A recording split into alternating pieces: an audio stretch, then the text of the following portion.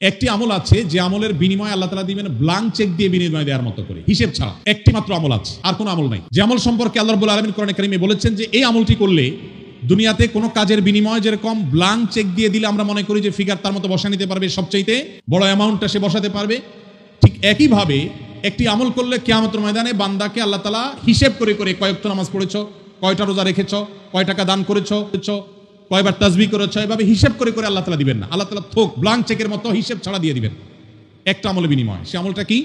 কোরআনে কারিমে আল্লাহ বলেছেন ইন্নামা ইউওয়াফাস সাবিরুনা আজরাহুম বিগাইরি হিসাব। যারা তাদের জীবনে ধৈর্যশীল হিসেবে নিজেদেরকে প্রমাণ করতে পেরেছে।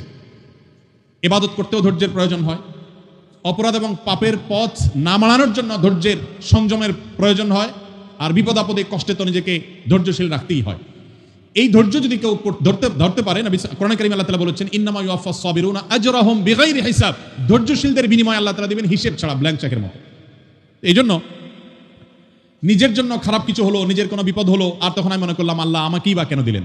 আল্লাহ আপনাকে ভালোবাসেন, সেজন্য আপনাকে তা দিয়েছেন। এটি আমার কথা নয়। নবী সাল্লাল্লাহু আলাইহি ওয়াসাল্লাম বলেছেন ইন্নাল্লাহা ইযা আহাব্বা কওমান ইবতালাহুম। আল্লাহ যখন কোনো সম্প্রদায়কে, কোনো মানুষকে ভালোবাসেন তাকে পরীক্ষায় ফেলেন, তাকে বিপদে ফেলেন। এটা আল্লাহ সুবহানাহু ওয়া তাআলার সিস্টেম। এই জন্য যারা বিপদগ্রস্ত হয়ে আমরা মন খারাপ করি তাদের জন্য এই সমস্ত হাদিসে রয়েছে সান্ত্বনা।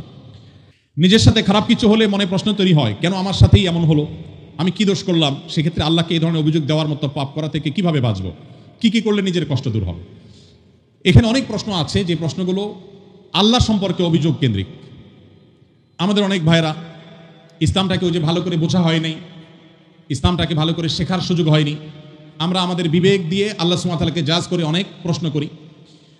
অনেক সময় আমাদের এরকম মনে হয় যে এত মানুষ থাকতে আল্লাহ আমাকেই বা কেন বিপদ দিলেন? একটু আগে যে প্রশ্নের উত্তরে আমরা বলেছি আল্লাহ তাআলা সবচেয়ে বেশি বিপদ দিয়েছেন তার রাসূলদেরকে, তার নবীদেরকে। তাহলে কি আল্লাহ নবী এবং রাসূলদেরকে আল্লাহ অপছন্দ করতেন? নাউযুবিল্লাহ। তাহলে কাউকে বিপদ দিয়ে তাকে যদি ভালো কিছু, তার চেয়ে ভালো কিছু আল্লাহ তাআলা দেন, তাহলে বিপদ নয়। কোনো ডাক্তার যদি কোনো রোগীকে অপারেশন থিয়েটারে নিয়ে যান, সবকিছু বেঁধে বুঝে তারপরে তাকে কাটাছেঁড়া করার জন্য প্রস্তুতি নেন, খোলা চোখে মেডিকেল সায়েন্স সম্পর্কে মিনিমাম ধারণা না থাকা মানুষের কাছে মনে হবে যে এই লোকটাকেই কেন বেঁধে এরকম কষ্ট দেওয়া হচ্ছে। অথচ বাহ্যিক দৃষ্টিকোণ থেকে এটা কষ্ট দেওয়া হলেও এটা মূলত তার জন্য উপকার করা।